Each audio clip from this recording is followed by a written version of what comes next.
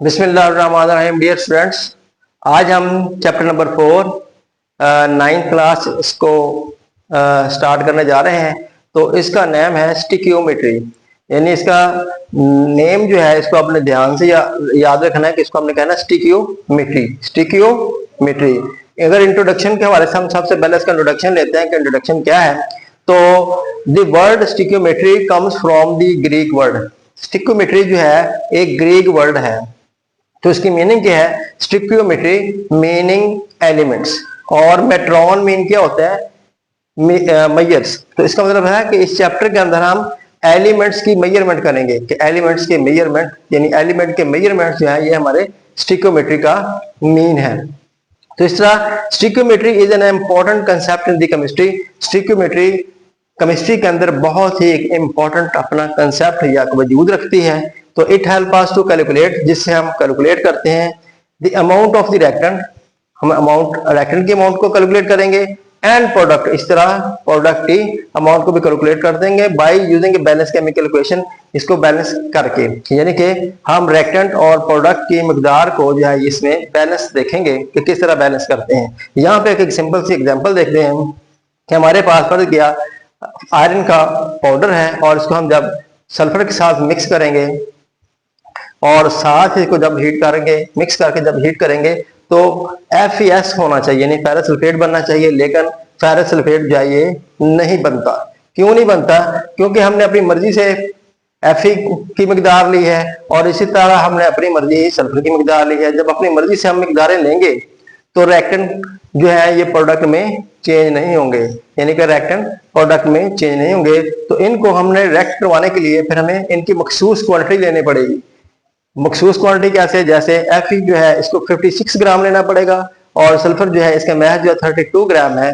तो जब ये इनकी मखसूस क्वांटिटी है तो जब इसकी क्वांटिटी के मुताबिक हम इसको लेंगे तो फिर जो है FeS जो है ये बनेगा, यानी रिएक्टेंट जो है ये प्रोडक्ट में चेंज होंगे। अदरवाइज हम रिएक्टेंट को प्रोडक्ट में चेंज नहीं कर सकते। अपनी मर्जी से किसी भी मकदार को लेके हम आपस में इनको रिएक्टेंट को प्रोडक्ट में चेंज नहीं करवा सकते।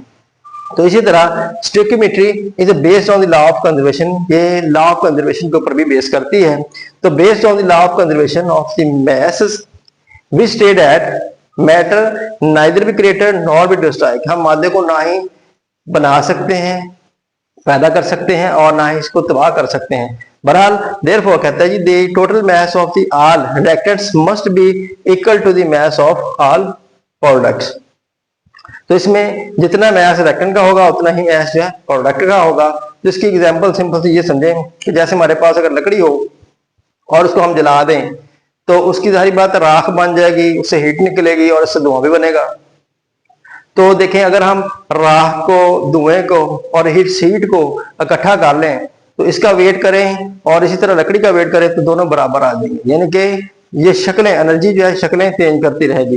तो इसी को हम कहते हैं law of conservation of masses. इसी तरह अगर एक और मिसाल हम देख लें तो हम देखते हैं कि हमारे पास हाइड्रोजन हो और साथ ऑक्सीजन, जब आपस में हम इसको रिएक्ट करवाते हैं तो पानी बन जाता है H2O। अगर हम इनका मास निकालें तो यहाँ पे मास जो हाइड्रोजन का ये कितना होता है? हाइड्रोजन का मास होता है 1।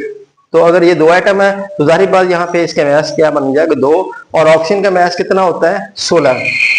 ये 16 है तो जाहिर बात है जब हम वाटर के मास निकालेंगे तो इसका बन जाएगा 18।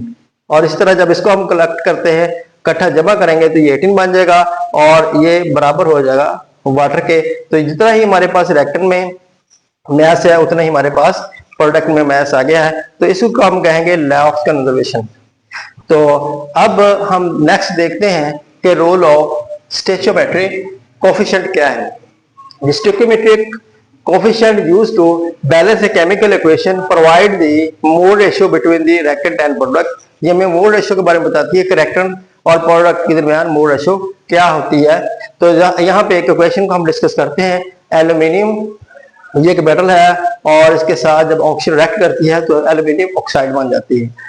कि जब एल्यूमिनियम ऑक्सीजन के साथ मिलेगी तो क्या बन जाएगा? Aluminium oxide.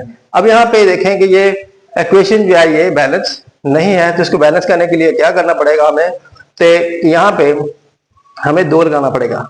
अब जैसे हमने यहाँ पे 2 लगाया है तो इसको हम कहेंगे कि ये स्टोइकोमेट्रिक कोफिशिएंट है। ये क्या है? Stoichiometric coefficient. इसको हम कोफिशिएंट के नाम से जानते हैं कि 2 अब जो है ये कोफिशिएंट है। तो अब देखें कि यहाँ पे 2 को अगर इसके साथ ضرب दें तो ये क्या बन जाएगा? 6। अब ये तो बन गए 6 मॉलिक्यूल किसके? ऑक्सीजन के। लेकिन यहाँ पे अभी 2 है, तो यहाँ पे बैलेंस करने के लिए हमें क्या करना पड़ेगा? यहाँ पे हमें 3 लगाना पड़ेगा। तो अब यहाँ पे क्या बन गया? 3 ضرب 2 और ये 6 आ गया। अब यहाँ पे ऑक्सीजन और यहाँ पे भी ऑक्सीजन के मॉलिक्यूल है वो क्या हो गया?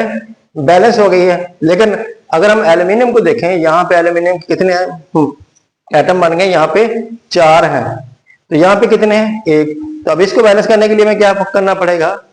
यहाँ पे 4 लगाना पड़ेगा। तो अब ये बैलेंस है, केमिकल इक्वेशन हो गई है कि इसके अंदर जो रेशियो है रिएक्टेंट और प्रोडक्ट की बिल्कुल जो है बैलेंस में है। तो ये अब रोल ऑफ स्टोइकोमेट्रिक कोफिशिएंट है, जिसकी वजह से हम जो है ratio between the reactant and product को जो है ये डिटरमाइन करते हैं। तो इसी तरह नेक्स्ट जो है इसका पॉइंट है इंडस्ट्री एप्लीकेशंस ऑफ स्टोइकोमेट्री, के इंडस्ट्री के अंदर भी स्टोइकोमेट्री जो है अपने एप्लीकेशन रखती हैं, जिसके हम अंदर देखते हैं कि stoichiometry is used in the industry quite often to determine the amount of the raw material required to produce the desired amount of product। के इसकी मदद से हम इंडस्ट्री जो है वो उतना ही रॉ मटेरियल इकट्ठा करती है, उतना ही रॉ मटेरियल मंगवाती है, जिससे जो है रिएक्टेंट जो है और उनसे जो है प्रोडक्ट जो है हासिल की जा सकते हैं। कि अजाफी मकदार जो है क्या कहते हैं किसी भी चीज की जो नहीं मंगवाती कि जिस जो ज़ाया हो जाए। तो ये स्टोइकोमेट्रिक जो है कैसी कैलकुलेशन जो है इंडस्ट्री के अंदर यूज होती है, जिससे जो है उतना ही मटेरियल यूज किया जाता है जितनी कि उसकी रिक्वायरमेंट होती है।